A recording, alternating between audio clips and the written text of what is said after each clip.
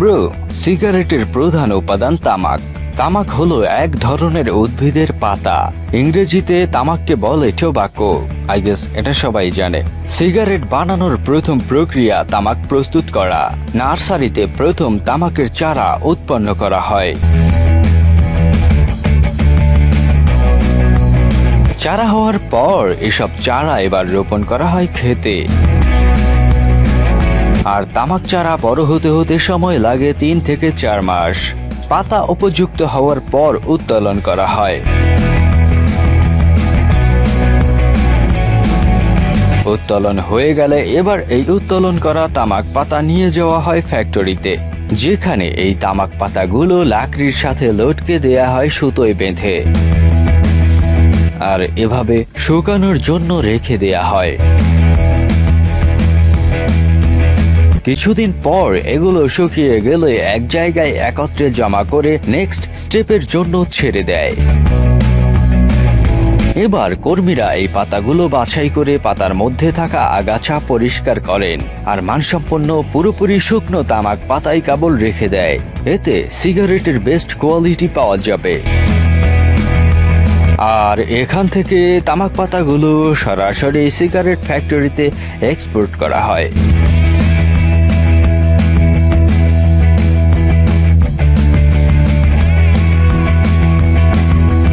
ফ্যাক্টরিতে এই তামাককে প্রথমে ব্লেন্ড করা হয়। ব্লেন্ডিং এর ফলে তামাক পাতা ছোট ছোট টুকরোতে পরিণত হয়।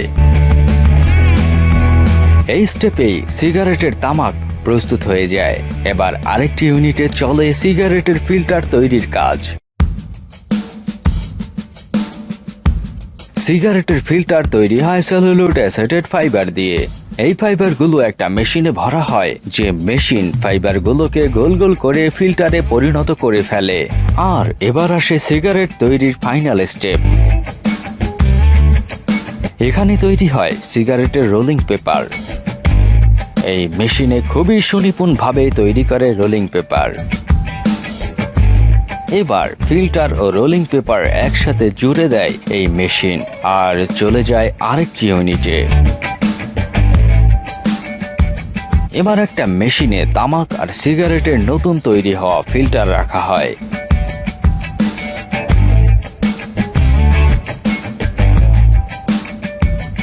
এখানে একটি হপারে তামাক জমা করা থাকে। জমা করা তামাক এবার এই মেশিনই ভরে দেয় সিগারেটের মধ্যে। এখানে দেখুন, এই লম্বা নলটি দিয়ে সিগারেটে তামাক ভরা হয় আর এই মেশিন থাকে কম্পিউটার নিয়ন্ত্রিত, কাজেই পরিমাপ অনুযায়ী তামাক এক একটি রোলে ভরা হয়। মজার ব্যাপার, এখানে একটু বেশিও না আর একটু কমও না, পরিমাণ মতো তামাক ভরা হয়। তো সিগারেট তৈরি। এবার এই সিগারেট ফাইনাল ইন্সপেকশনের জন্য এই মেশিনের মধ্য দিয়ে নেওয়া হয়। এই মেশিন সিগারেটকে একটু শক্ত মজবুত করার কাজটা করে। আর যদি কোনো সিগারেট নরমাল বা খালি থাকে তা আলাদা করে ফেলে এই মেশিনই। এবার এই সিগারেট প্যাকেটিং এর জন্য প্রস্তুত। এই মেশিন কম্পিউটার ইনস্ট্রাকশন অনুযায়ী সিগারেটগুলোকে প্যাক করে দেয়। তো বস, এই ছিল সিগারেটের কাহিনী। আচ্ছা, আপনি কি সিগারেট খান? যদি খান তাহলে কোন ব্র্যান্ডের সিগারেট খান? দেখেন, এতক্ষণ ধরে ভুলভাল বলছি। সিগারেট তো খাওয়া যায় না, পান করা যায়। তো কোন ব্র্যান্ডের সিগারেট পান করেন? নিশ্চয়ই দামি। দামি না হলেও সমস্যা নাই, নিঃসংকোচে লিখতে পারেন নিচের কমেন্ট বক্সে। এই হোয়াটসঅ্যাপ ব্রু। চায়ের পর যেই পানীয় ভারত, বাংলাদেশ, ওভারঅল পুরো পৃথিবীতে বিখ্যাত তা হলো কফি। প্রতি বছর পৃথিবীতে যে পরিমাণ চা পান করা হয় তার চেয়ে প্রায় 80% বেশি কফি পান করা হয়। প্রতিদিনের কাজ শুরু করার আগে, দুপুরের লাঞ্চের পর অথবা অলস বিকেলে অনেকটা অভ্যাসবশতই কফি পান করার চল অনেকের মধ্যেই রয়েছে। আজ আমরা এই একটা ভিডিওতে জানবো কফির সম্বন্ধে কিছু অজানা তথ্য, এর ইতিহাস আর কিভাবে ফ্যাক্টরিতে কফি বানানো হয়। পুরনো কিংবদন্তি অনুযায়ী নবম শতকে কালদি নামের একজন ছাগল পালক প্রথম তার ছাগলদের বেরি জাতীয় গাছ থেকে ফল খেতে দেখে। পরবর্তীতে সে লক্ষ্য করে যে তার ছাগলগুলো সারা রাত না ঘুমিয়ে পার করে দিয়েছে। একদল সন্ন্যাসীকে তার পর্যবেক্ষণ জানানোর পর ওই ফল থেকে পানীয় তৈরি করে তারা। উদ্দেশ্য ছিল সারা রাত জেগে প্রার্থনা করা। কফির প্রথম ক্যাফেগুলো ছিল মধ্যপ্রাচ্যে। কফি যে শুধু ঘরেই উপভোগ করা হতো তা কিন্তু নয়। মধ্যপ্রাচ্যের বিভিন্ন শহরে কফির দোকানগুলোকে বলা হতো কাহভে খানে। তার মানে অনেক আগে থেকেই কফির ক্যাফে শুরু হয়। ওইসব কফির দোকানগুলো পরবর্তীতে দৈনন্দিন আড্ডা জমায়েতের জায়গা হিসেবে জনপ্রিয়তা লাভ করে। আন্তর্জাতিক কফি সংস্থার মতে ফিনল্যান্ডের অধিবাসীরা গড়ে সবচেয়ে বেশি কফি পান করে থাকে। ফিনল্যান্ডের একজন ব্যক্তির বছরে গড় কফি গ্রহণের পরিমাণ প্রায় 12 কেজি পাওয়া যায়। এছাড়াও নরওয়ে ও আইসল্যান্ডের মানুষের গড় কফি গ্রহণের পরিমাণ বছরে 9 কেজির ওপর। ডেনমার্ক ও সুইডেনের অধিবাসীরাও বছরে গড়ে 8 কেজির বেশি কফি গ্রহণ করে থাকে। ইন্টারন্যাশনাল কফি অর্গানাইজেশনের তথ্য অনুযায়ী 1991 সালে সারা বিশ্বে 60 কেজি ওজনের কফির ব্যাগ বিক্রি হয়েছিল $9 কোটি। এবছর সেই সংখ্যা গিয়ে দাঁড়াবে 16 কোটিতে। নষ্ট হয়ে যাওয়া কফি চেরি দিয়ে ময়দা তৈরি করে কফি তৈরিকারী অনেক প্রতিষ্ঠানই। এই ময়দা দিয়ে রুটি, চকোলেট, সস বা কেক তৈরি করা হয়ে থাকে। এর স্বাদ পুরোপুরি কফির মতো থাকে না। বীজের জাতের উপর নির্ভর করে এর স্বাদ পরিবর্তিত হয়ে থাকে। সিভেট নামের স্তন্যপায়ী এক ধরনের বিড়াল অথবা হাতি পৃথিবীর সবচেয়ে দামি কফি প্রডিউস করে থাকে। এই দুই প্রাণীর যে কোনো একটির পরিপাকতন্ত্র হয়ে মানুষের কাছে পৌঁছায় সেই কফি।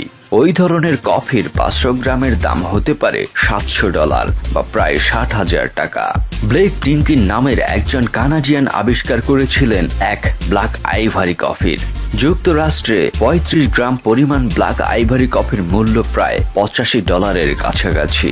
কফিতে প্রচুর পরিমাণে অ্যান্টিঅক্সিডেন্ট থাকে। এগুলো আমাদের দেহের কোষগুলোকে ক্ষতিকর বিষাক্ত পদার্থ ও রাসায়নিকের মিশ্রণ ঠেকাতে সাহায্য করে।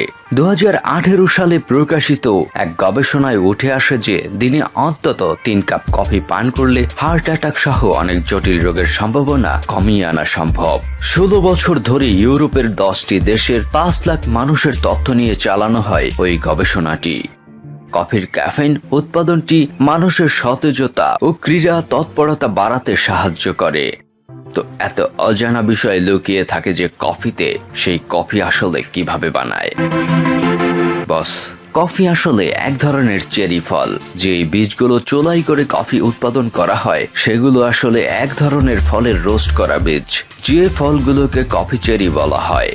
কফির ভেতরের মূল চেরি ফলটিতে কামড় দিলে অনেকটা ডিম্বাকার 2 ভাগ হয়ে যায় বীজটি।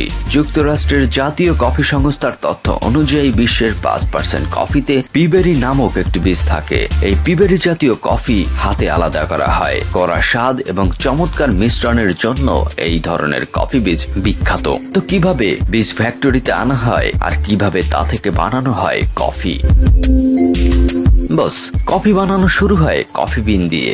কফি চেরি নামক এক ধরনের গাছ থেকে সেই গাছের ফলের বীজ থেকে কফি বিন মজুত করা হয়।